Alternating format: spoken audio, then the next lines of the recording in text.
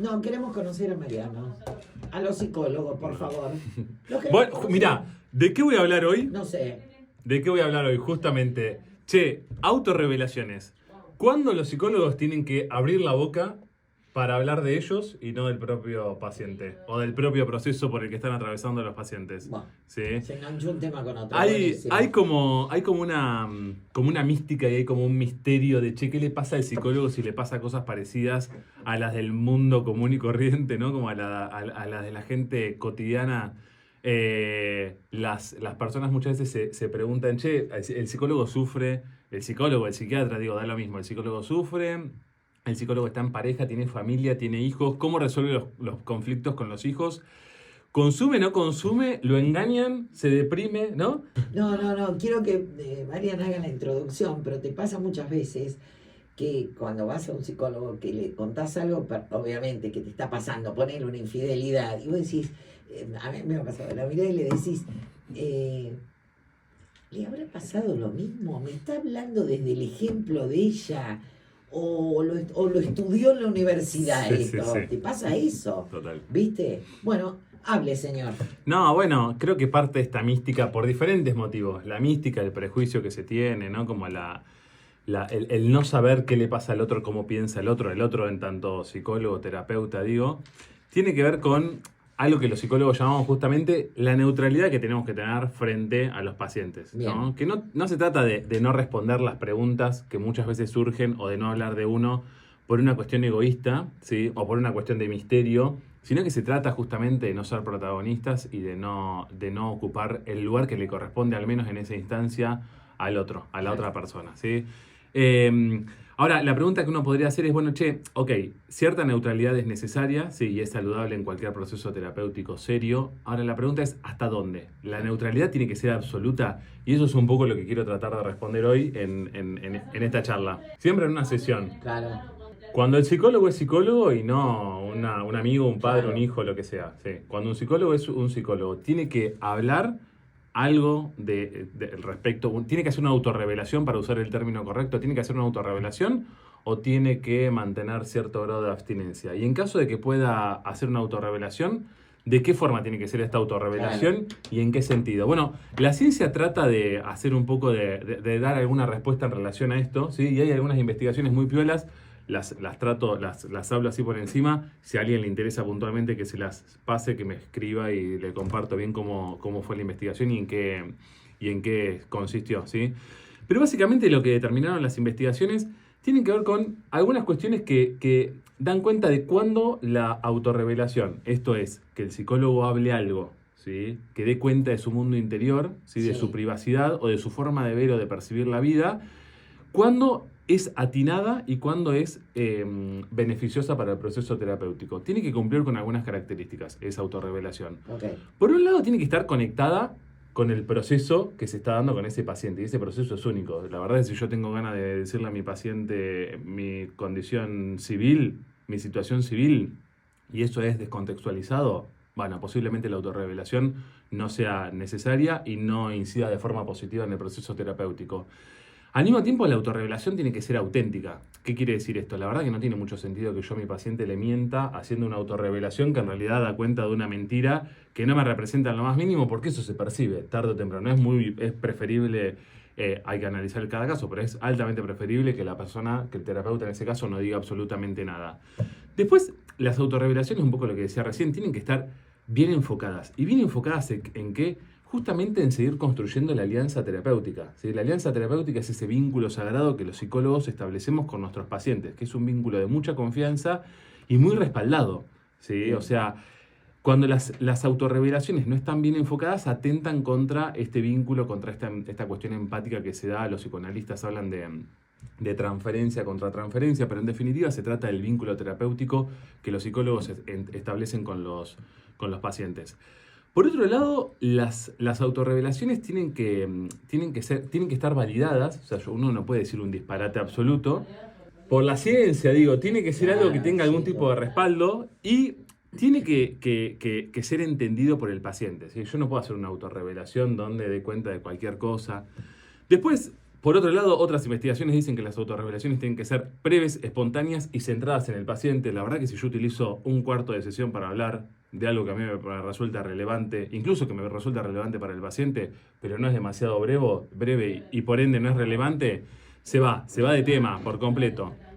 Y tienen que estar orientadas las autorrevelaciones justamente a motivar al paciente, a conectarlo y a normalizar. Normalizar, ¿qué quiere decir? Bueno, que puedan encontrar por medio de la autorrevelación que algo del fenómeno por el que están atravesando los pacientes, ansiedad, depresión, la situación en la que se hallen, que esté normalizado, que la autorrevelación le ayude a pensar de que eso es algo que le suele pasar a la gente en general, ¿sí? Que no se sientan que son sapos de otro pozo, ¿sí? Se supone que los psicólogos nuevos, novatos, no deberían poder atender problemáticas heavy, ¿sí? O sea, no deberían poder atender, no sé, problemas de, psicopatología. Por lo general, los psicólogos cuando arrancan, me pasó a mí, tratamos más evaluación, no podemos hacer una evaluación. Después que uno haga un diagnóstico no quiere decir que después pueda tratar ese paciente, ¿no? ¿Qué sé yo? Yo puedo decir, bueno, mira, a este paciente lo que le pasa es que está depresivo. Ok, después no trato yo la depresión. Claro. Por lo general los psicólogos al principio se focalizan en hacer evaluación porque son muy expertos en eso, porque están muy actualizados con las herramientas y los instrumentos para evaluar a las personas, etcétera. Y siempre estoy hablando cuando se dedican a la clínica, ¿no? Cuando se dedican a otros ámbitos laborales, etcétera. Y también lo que hacen muchas veces al principio los psicólogos es atender crisis existenciales, ¿sí? Mi vieja se jubiló, no sabe qué hacer con su vida, va a un psicólogo de 24 años que recién arranca, podría no tener ningún tipo de complejidad en atender a este tipo de pacientes. Sí, totalmente. Claro. Pero bueno, es un punto interesante lo que me preguntas, porque claro, porque la autorrevelación, un poco lo que estoy hablando, cuando el terapeuta tiene que hablar de sí, ¿sí? Y con qué límites, te lo da también la cancha y la experiencia total, digo, al principio. Igual hay dos cosas distintas. Por un lado es que el psicólogo no diga absolutamente nada. Yo percibo eso como una situación muy hostil. O sea, es muy difícil ir a un psicólogo y tener una comunicación y tener una relación de dos en la relación. Pero hay una escuela de psicólogos de ese tipo, porque yo conozco a alguien. ¿Quién? No, conozco a alguien que fue un psicólogo en Chacabuco, sí, que tiene, esa escuela, digamos, donde se sienta, no fue más, con eso te digo todo. Claro. Fue 3 meses y vos esperás una devolución. Sí, esperás una devolución, no solamente el buen día y hasta luego. Uh-huh. Hay una escuela de ese tipo. Uh-huh. No, por ahí hay una escuela donde, el psicólogo Muchi. Sí, no me quiero meter en esta porque recibo la puteada de todo el mundo, pero... No. Pero hay ciertas corrientes psicológicas. Puntualmente hay algunas corrientes más relacionadas con el psicoanálisis, el psicoanálisis lacaniano, etcétera, donde una de las premisas es la abstinencia absoluta del terapeuta de emitir cualquier tipo de juicio. Entonces, eso apunto. Lo que se critica muchas veces tiene que ver con esta hostilidad que generan los silencios. Sí, qué sé yo. No quiere emitir. No, me imagino que habrá gente que le funciona y que lo necesita, etcétera. Pero bueno, sí, la verdad es que una de las críticas que se le hace a este tipo de terapia es justamente la hostilidad que muchas veces genera. Las personas a veces necesitan, encontrarse con algún tipo de evolución y con algún tipo de respuesta. Y cuando el terapeuta no te dice absolutamente nada y vos estás pasando por una situación muy crítica, y eso te puede desorientar un poco. Entonces, es como estar delante de un espejo. Aparte, qué bueno el tema que tocaste, porque uno, cuando va a un psicólogo o una psicóloga, querés entender también que, a las dos, querés entender que al otro, en algún punto, a tu psicólogo le está pasando algo de esto. Ponele que hablé de temas familiares, de tu mamá, de tu papá, de tus relaciones. En algún punto decís, a este ser humano que tengo enfrente también le está pasando, o le pudo haber pasado esto. Para mí es más humano. Nos metemos en un gran... No. Tiene que ver un poco el foco de la charla. Con lo que estamos charlando yo pienso en dos como cuestiones diferenciadas. Una cosa es que el psicólogo no hable. ¿Sí? Claro, sí. Y otra cosa es que el psicólogo hable, pero que no hable absolutamente nada de él. Que no hable absolutamente nada de él, que no haga ningún tipo de autorrevelación. Una cosa es que el psicólogo no hable y que no emita ningún tipo de palabra, de sonido. Sí. Y otra cosa es que el psicólogo hable, pero que sea demasiado técnico. Ese es el punto sobre el que yo estoy tratando como de debatir. Si el psicólogo es absolutamente técnico y te dice solamente las cosas que te tiene que decir, y es un robot, y no te dice nada de alguna cosita de él, alguna autorrevelación, ¿es positivo o no es positivo? Y cuando lo hace, ¿hasta qué punto tienen que los psicólogos hacer autorrevelaciones? Yo adhiero un poco a la postura esta de, la verdad que a mí me interesa que los pacientes no hablen, no sepan cosas de mi vida privada porque no es el foco del espacio, no es el foco del encuentro, ¿sí? Claro. Definitivamente eso me parece que es un punto importante. Ahora, también es cierto que, y sobre todo me pasa porque me dedico a trabajar con pacientes que consumen sustancias, ¿sí? Que tienen problemáticas como muy particulares, donde parte de esa problemática también lo que hace es confrontar a uno, ¿no? Nos confrontan a nosotros, a los profesionales, confrontan a sus psicólogos con algunas preguntas que pueden ser incómodas. Y si uno en esas preguntas evade por completo y se vuelve muy técnico y da una respuesta muy técnica, muy fría, eso también puede traer complicaciones. Lo pongo con ejemplo. Che, ¿cómo resuelve el terapeuta, un terapeuta, por ejemplo, que trabaja con personas que consumen sustancias, para poner un ejemplo particular, cómo resuelve, por ejemplo, estas preguntas? Che, ¿vos consumiste alguna vez? ¿Vos probaste lo que yo consumo? ¿Vos dejaste o nunca te pasó de que te enganchaste, de que hayas probado? ¿Sí?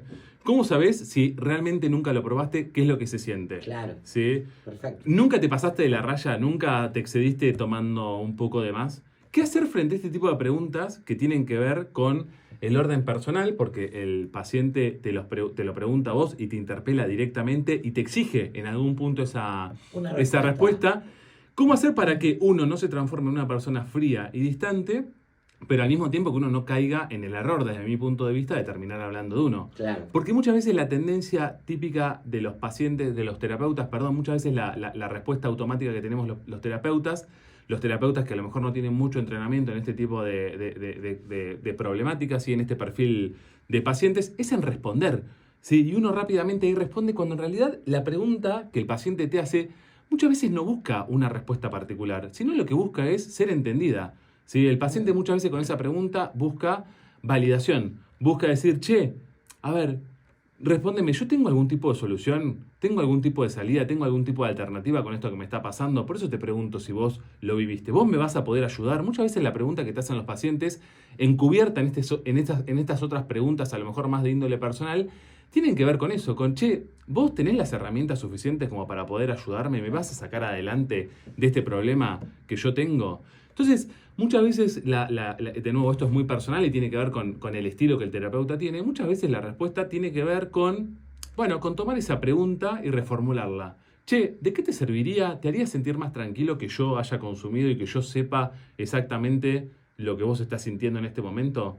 ¿Sí? ¿En qué te cambiaría, por ejemplo, que yo te cuente algo respecto de mi vida personal? ¿En qué te cambiaría, por ejemplo, que yo te cuente algo de cuál es o cuál ha sido mi relación con determinada sustancia, con el alcohol, con el juego, etcétera? ¿En qué te cambiaría, por ejemplo, que yo te cuente si fui engañado o si en algún momento de mi vida me deprimí?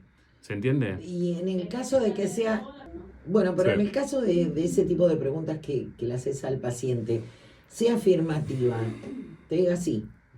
Yo quiero saber si consumiste, si pudiste salir. Ahí se hace una explicación. Le repreguntaría, che, bueno, ¿y por qué para vos es tan importante saber si yo, que te estoy ayudando en este proceso, que vos me elegiste para poder acompañarte, que confiaste de alguna manera en mí como profesional, ¿por qué te haría sentir más aliviado saber si yo efectivamente consumí? ¿Y qué? Sí, te veo Bueno, bien o... Claro. Le diría algo así como, che, entiendo que a veces es importante saber, ¿sí? que si la persona que supuestamente te va a ayudar efectivamente va a poder hacerlo.